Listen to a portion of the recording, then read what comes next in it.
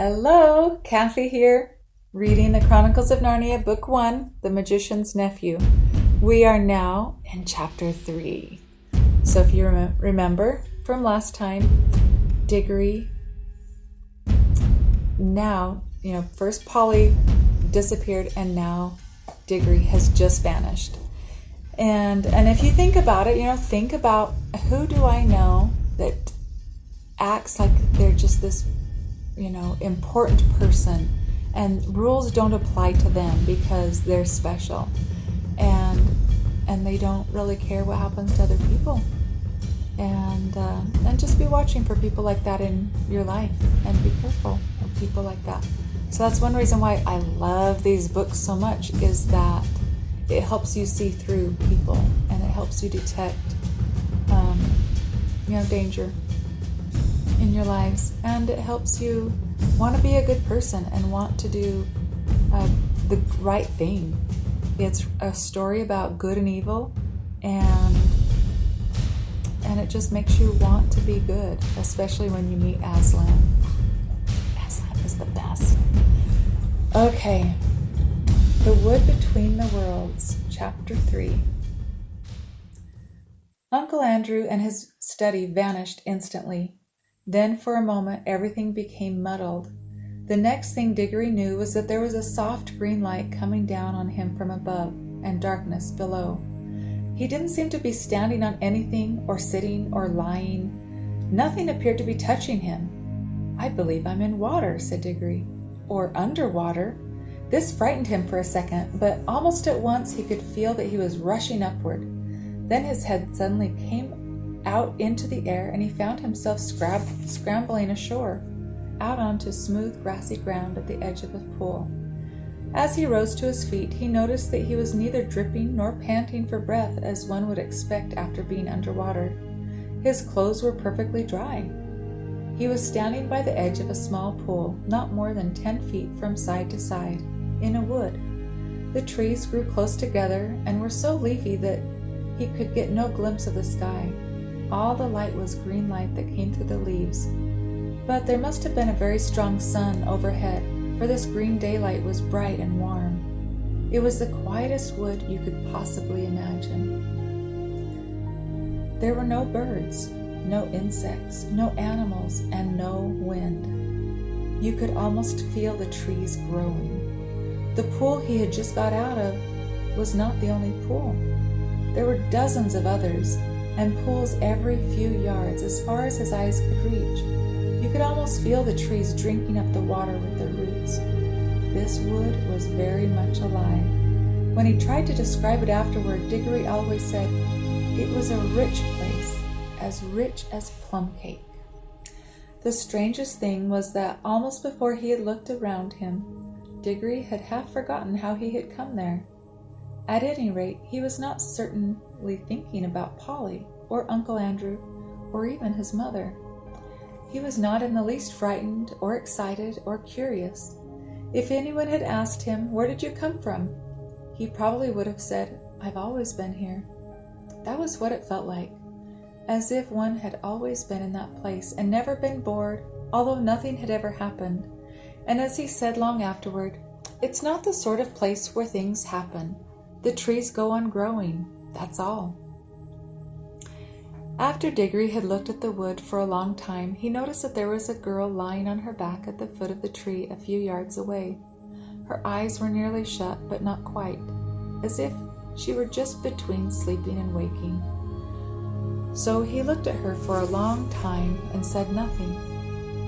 And at last she opened her eyes and looked at him for a long time, and she also said nothing. Then she spoke in a dreamy, contented sort of voice. "I think I've seen you before," she said. "I rather think so too," said Diggory. "Have you been here long?" "Oh, always," said the girl. "At least, I don't know, a very long time." "So have I," said Diggory. "No, you haven't," said she. "I've just seen you come up out of that pool." "Yes, I suppose I did," said Diggory, with a puzzled air. "I'd forgotten." Then, for quite a long time, neither said any more. "Look here," said the girl presently. I wonder, did we ever really meet before? I had a sort of idea, a sort of picture in my head of a boy and a girl like us, living somewhere quite different and doing all sorts of things. Perhaps it was only a dream. I've had that same dream, I think, said Diggory, about a boy and a girl living next door, and something about crawling among rafters. I remember the girl had a dirty face. Aren't you getting it mixed up? In my dream, it was the boy who had the dirty face, because they were looking at each other. I can't remember the boy's face, said Diggory, and then added, Hello, what's that? Why, it's a guinea pig, said the girl, and it was a fat guinea pig nosing about in the grass. But round the middle of the guinea pig there ran a tape, and tied onto it by the tape was a bright yellow ring. Look! Look! Cried Diggory. The ring! And look! You've got one on your finger, and so have I! The girl now sat up, really interested at last. They stared very hard at one another, trying to remember. And then, exactly at the same moment, she shouted out, Mr. Ketterly! And he shouted out, Uncle Andrew! And they knew who they were and began to remember the whole story. After a few minutes of hard talking, they had got it straight. Diggory explained how beastly Uncle Andrew had been. What do we do now? Said Polly. Take the guinea pig and go home? There's no hurry, said Diggory with a huge yawn. I think there is, said Polly. This place is too quiet. It's so dreamy. You're almost asleep.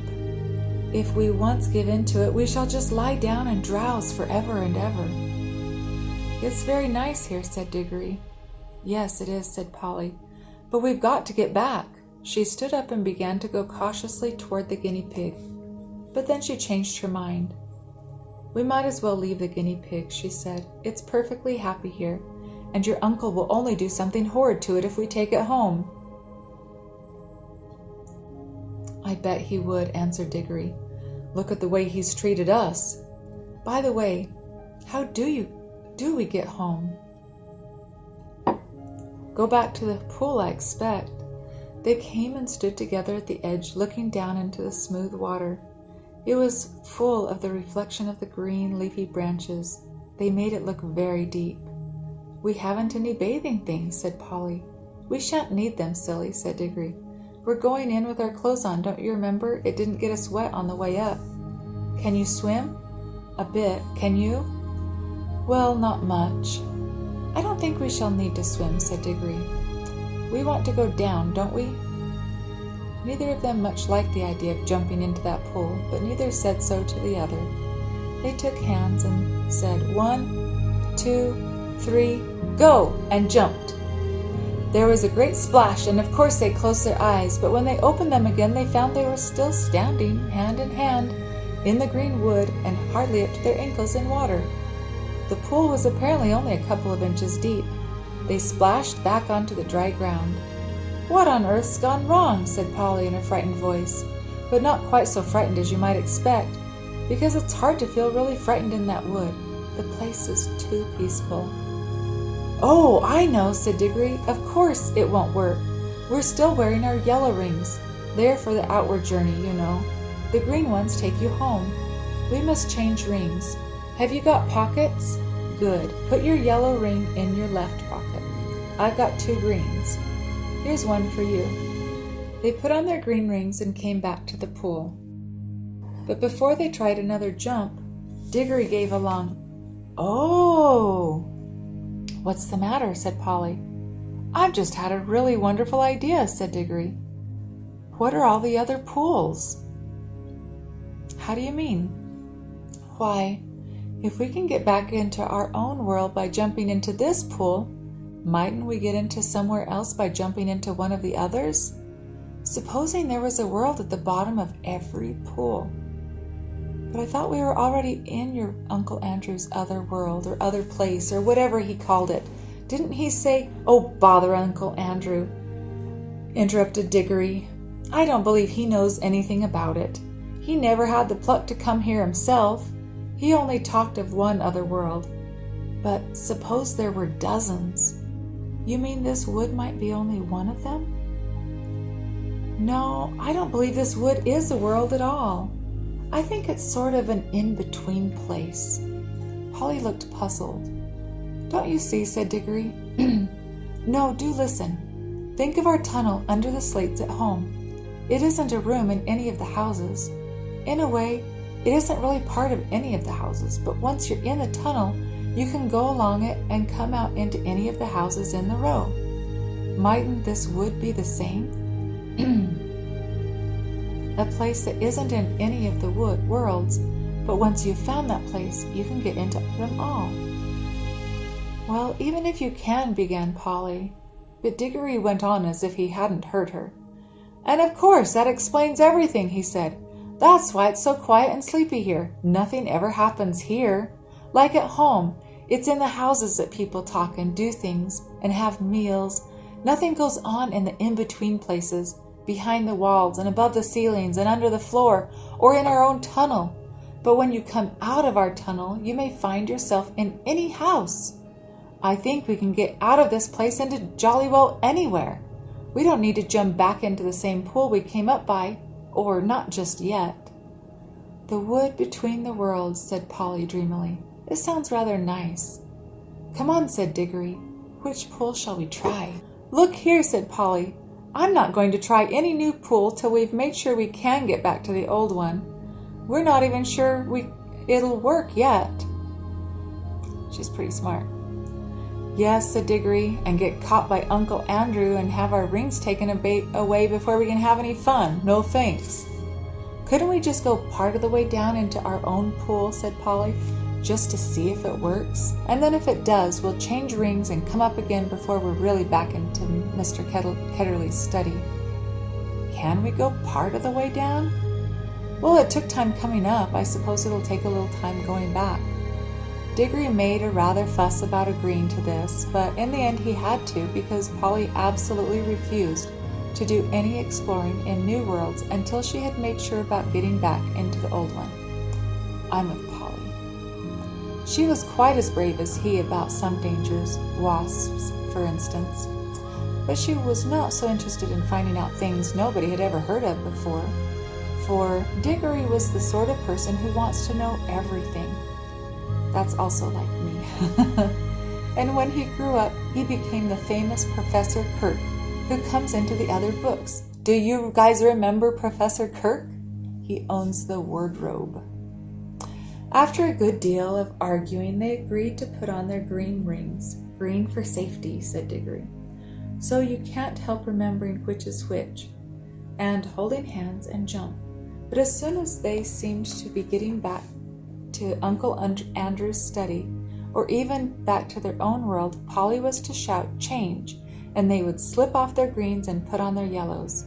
Diggory wanted to be the one who shouted change, but Polly wouldn't agree. They put on the green rings, took hands, and once more shouted, 1, 2, 3, go! This time it worked. It was very hard to tell you what it felt like, for everything happened so quickly. At first there were bright lights moving about in a black sky.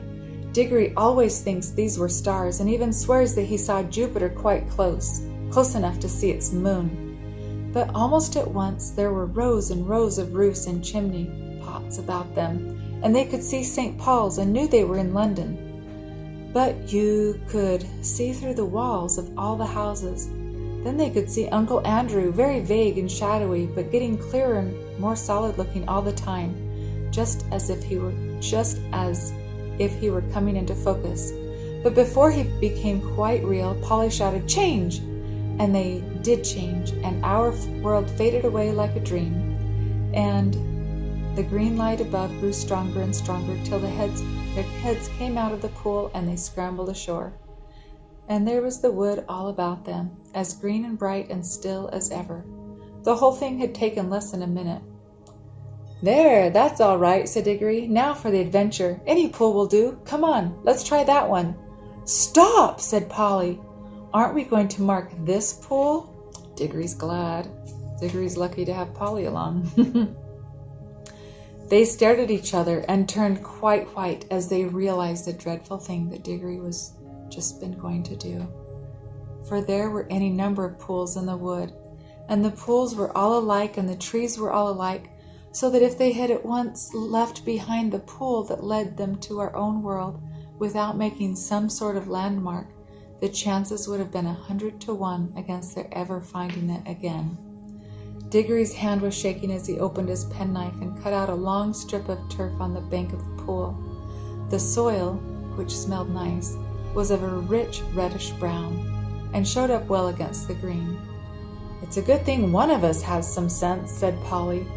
"Well, don't keep on gassing about it," said Diggory. "Come on. I want to see what's in one of the other pools."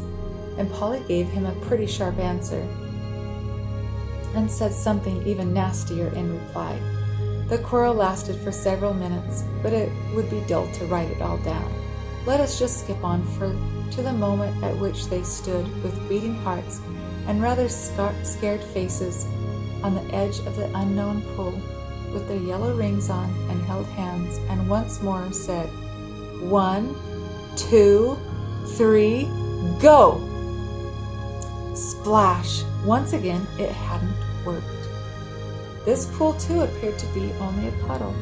Instead of reaching a new world, they only got their feet wet and splashed their legs for the second time that morning. It was a morning, or if it was the morning, it seems to be always the same time in the wood between the worlds. Have you guys ever seen a place like that? I have. "Blast and botheration!" exclaimed Diggory. "What's gone wrong now? We've put our yellow rings on all right." He said yellow for the outward journey. Now the truth was that Uncle Andrew, who knew nothing about the wood between the worlds, had quite a wrong idea about the rings. The yellow ones weren't outward rings, and the green ones weren't homeward rings, at least not in the way he thought. The stuff of which both were made had all come from the wood. The stuff in the yellow rings had the power of drawing you into the wood. It was stuff that wanted to get back to its own place, the in-between place. But the stuff in the green rings is stuff that is trying to get out of its own place. So that a green ring would take you out of the wood into a world. Uncle Andrew, you see, was working with things he did not really understand. Most magicians are. Of course, Diggory did not realize the truth quite clearly either, or not till later. But when they had talked it over, they decided to try their green rings on the new pool just to see what happened. "I'm game if you are," said Polly.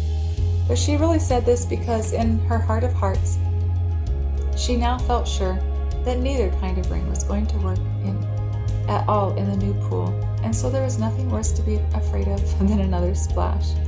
I'm not quite sure that Diggory had not the same feeling. At any rate, when they had both put on their green rings and come back to the edge of the water and taken hands again, they were certainly a good deal more cheerful and less solemn than they had been the first time. "1, 2, 3, go!" said Diggory, and they jumped. That's the end of chapter 3. My voice is going out. Talked too much today, I guess.